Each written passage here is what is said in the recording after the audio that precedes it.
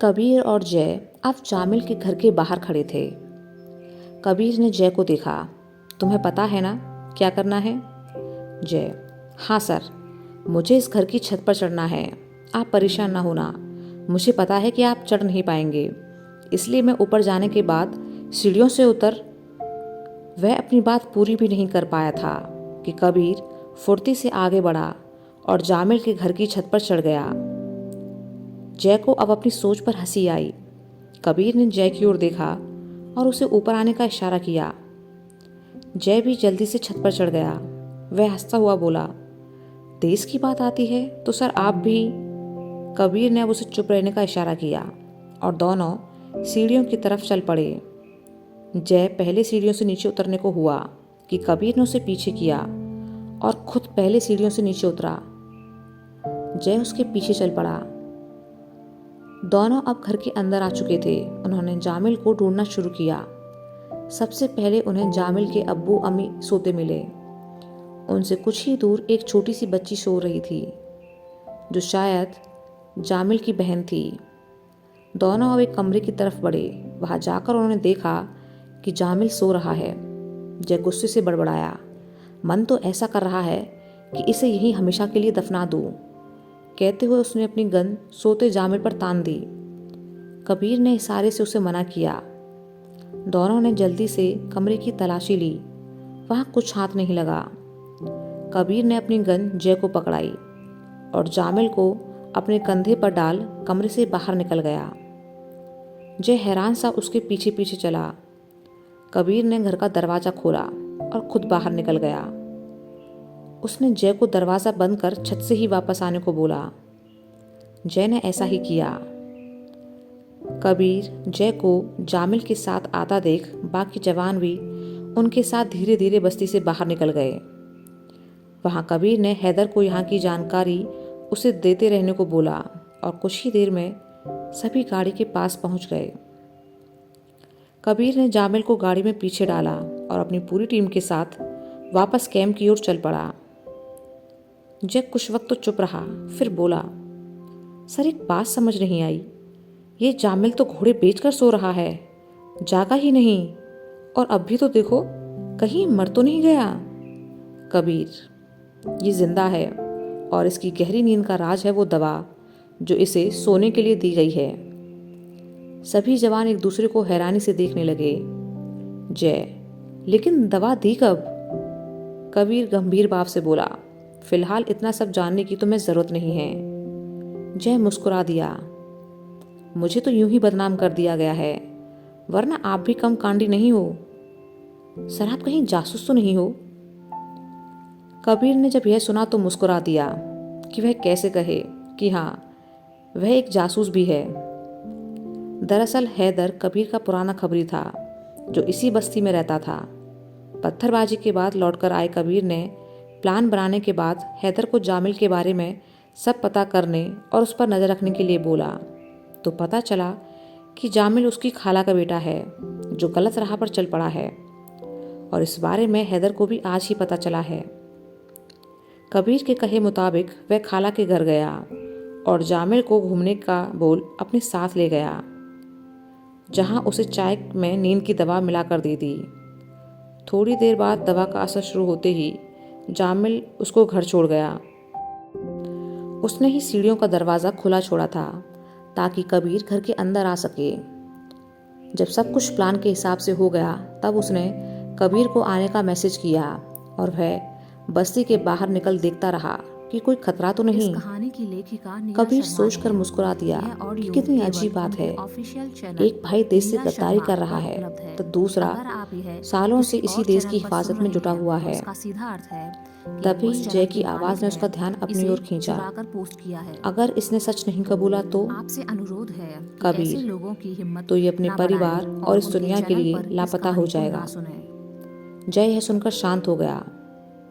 कबीर हंस दिया, ये जरूर सच बोलेगा, क्योंकि ऐसे लोगों का कोई ईमान नहीं होता और ना ही हिम्मत होती है, बस थोड़ा सा डर, और यह तोते की तरह सब बकने लगेगा। सभी कैंप पहुंचे। कबीर ने टाइम देखा तो ठीक 1 बज रहा था। जो उसने कहा वो करके दिखाया था। सीओ सर के पास जाकर कबीर ने सारी जानकारी दी। जामिल को निगरानी में रखा गया। तकरीबन 2 घंटे बाद जामिल जागा। खुद को अनजान जगह पर पाकर वो हड़बड़ा कर उठा, लेकिन सामने आर्मी ऑफिसर्स को देखते ही उसकी हालत खराब हो गई। कबीर अब उसके पास आ बैठा। कैसे हो जामिल? जामिल ने कबीर को देखा तो पहचान गया कि यह वही सोल्जर है जिसने उसका पीछा किया था। वह बोला, मैं यहाँ कैसे? आप लोग मुझे यहाँ क्यों लेकर आए हो?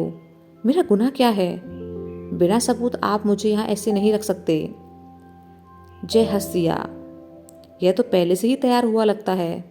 जानता है कि इसे हम पर कौन कौन से सवाल दागने हैं, लेकिन इसे यह नहीं पता कि यहाँ इसकी कोई भी दलील काम नहीं करेगी। कबीर, जामिल, सुबह तुम हमें देखकर भागे और जब हमने तुम्हें पकड़ना चाहा तो तुमने हम पर पत्थरबाजी करवाई। अगर तुम इतनी ही पाक हो तो इस सब का क्या मतलब है? और फिर यह नक्शा कैसा जो भागते वक्त तुम्हारे हाथ से गिरा? कहते हुए कबीर ने दूर से ही उसे वह नक्शा दिखाया। जामिल हड़बड़ा उठा। ये मेरा नहीं है, आप बेवजह ही परेशान कर रहे हो। मैं आपसे किसी भी मामले में बात करना जरूरी नहीं समझता। कबीर, लेकिन हमारे लिए बात करना ज़रूरी है क्योंकि देश की सुरक्षा का मामला है। तुमने हमारी खातिरदारी पत्थरों से करवाई तो हमने सोचा कि थोड़ी बहुत खातिरदारी करने का हक तो हम भी रखते हैं। आखिरी बार पूछ रहा हूँ, चुपचाप बता दो कि यह नक्शा किस जगह का है, क्या प्लान है तुम्हारा और तुम्हारे इन साथियों का, और कौन कौन शामिल है इस सब में। मैं तो प्यार से पूछ रहा हूँ, लेकिन ये तुम्हारे खून का प्यासा है और गद्दारों को तो ये जरा भी बर्दाश्त नहीं करता। कहते हुए कबीर ने जय की तरफ इशारा किया। जय ने अपनी गन जामिल को पर तान दी। यह देख वो घबरा गया। मेरी बस्ती के लोगों को अगर पता चला कि आप मुझे यहाँ लेकर आए हैं तो आपको बहुत परेशानी होगी। जय, पर लोगों को बताएगा कौन? क्योंकि कोई नहीं जानता कि तुम हमारे साथ हो। सभी को यही लगेगा कि तुम अपने आप घर से कहीं चले गए हो। वैसे भी इस देश में हर रोज सैकड़ों लोग लापता हो जाते हैं। थोड़ा और डराने धमकाने के बाद जामिल ने अब सारा सच बता दिया। उसने बताया कि वह नक्शा पाक सीमा के नज़दीकी इलाके का है और आतंकियों ने अपनी सीमा के पास एक लंबी सुरंग बनाई है जिसका दूसरा सिरा अपने देश के इस नक्शे वाले इलाके में खुलता है। कुछ आतंकी अगली रात सुरंग के जरिए हमारे देश में आएंगे और उसके अगले दिन शाम तक एक साथी के यहाँ रुकने के बाद अपना नेटवर्क बनाने के लिए अलग अलग शहरों में निकल जाएंगे। जामिल से सब कुछ जानकर कबीर ने सीओ सर के साथ मिल सभी आतंकियों को पकड़ने का प्लान बनाया। तब तक सुबह हो चुकी थी। जामिल को उसके घर भेज दिया गया और वह आतंकियों को सचेत न कर दे इसलिए जय और एक सोल्जर उसके साथ उसके दोस्त बनकर गए। देर शाम सभी आतंकियों को पकड़ने के लिए प्लान के मुताबिक जामिल को उस इलाके में ले जाया गया जहां सुरंग थी। उस सुरंग के सिरे को ढककर रखा गया था ताकि किसी की नज़र उस पर ना पड़े। कबीर जामिल को पहले ही समझा चुका था कि अगर उसने कोई भी होशियारी दिखाई तो सबसे पहले उसे ही मारा जाएगा। सभी सोल्जर्स ने अपनी अपनी पोजीशन संभाल ली। आतंकियों ने जामिल को पहले ही बता दिया था कि वो कब आएंगे। जामिल सुरंग के पास ही उनका इंतजार करने लगा। थोड़ी देर बाद आतंकवादियों के आने की खबर उसे उसके उस साथी ने दी जिसके यहाँ आतंकी रुकने वाले थे। जामिल ने सुरंग के सिरे को खोल दिया। कुछ ही देर में 4 आतंकवादी वहां सुरंग से निकले। जामिल कबीर के कहे अनुसार उन्हें उस ओर ले गया जहां पर पहले ही आर्मी वालों ने उन्हें चारों तरफ से घेरने का प्लान बना रखा था। तो जब वो आतंकी आगे बढ़कर उसी तरफ चले तो थोड़ी ही देर में जवानों ने उन्हें चारों तरफ से घेर लिया। उन लोगों को हमला करने का वक्त ही नहीं मिला और सभी को पकड़कर ले जाया गया। जामिल के दूसरे साथी को भी पकड़ लिया गया जिसके यहाँ आतंकवादियों को ठहरना था। रात सभी वापस आर्मी कैंप पहुंचे जहां आगे की कार्रवाई की गई। सीओ सर ने कबीर के मिशन के पूरा होने पर उसकी जमकर तारीफ की। कबीर ने मिशन के कामयाब होने का सारा क्रेडिट अपनी टीम को दिया। अगले दिन दोपहर तक सारा काम कर कबीर फ्री हो चुका था। वह सीईओ सर के पास गया। सर, अभी तो मैं फ्री हूँ, तो क्या मैं अब छुट्टी ले सकता हूँ? सीईओ सर, लगता है तुम्हें कुछ ज़्यादा ही जल्दी है, इसलिए जल्दी से मिशन पूरा कर लिया। कबीर, आप कुछ भी समझ लीजिए सर, क्या मैं जा सकता हूँ? सीईओ सर मुस्कुरा दिए। बिल्कुल जा सकते हो। कबीर खुशी खुशी अपने घर के लिए निकल गया। जय को अब कर्नल आशीष का लंच बॉक्स जब अपने पास दिखा तो उसे याद आया कि मिशन के चक्कर में वह सर को लंच बॉक्स वापस करना ही भूल गया। कोई बात नहीं, वह इसे संभाल कर रखेगा और जब कभी सर मिलेंगे तो वापस देगा। उधर पुणे में शाम की ड्यूटी से फ्री हो मंजीत और ऋषभ साथ बैठे थे। देव को सीईओ सर ने बुलाया था। मंजीत, ये देव अभी तक क्यों नहीं आया? ऋषभ, लगता है कुछ काम में बिजी हो गया है। दोनों अब खामोश से बैठ गए। कुछ देर बाद उन्हें देव आता दिखा। उसके चेहरे पर खुशी की एक अलग ही चमक थी। वह दोनों दोस्तों के पास आया और उनको गले लगा लिया। आज तो दिल खुश हो गया यारो, मन तो कर रहा है कि जी भर के नाच उगाऊं। तीनों दोस्त अब अलग हुए। ऋषभ, लेकिन हुआ क्या है, ये तो बता। देव, हम तीनों का ट्रांसफ़र हो गया है।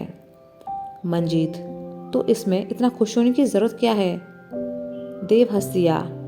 खुश होने की तो बात ही है यारो। पता है हमारा ट्रांसफ़र कहाँ हुआ? मंजीत और ऋषभ एक साथ बोले। कहाँ?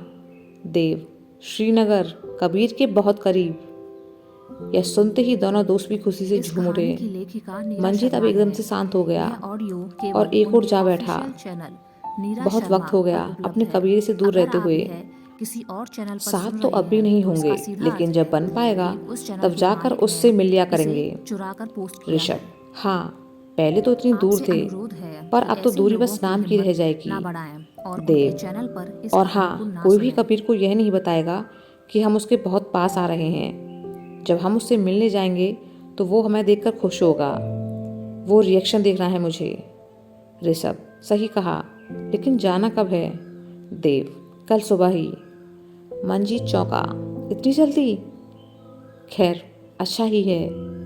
रात को तीनों ने अपने बैग पैक किए। मारे खुशी के किसी को नींद नहीं आ रही थी। अगले दिन सुबह तीनों ही श्रीनगर के लिए निकल गए।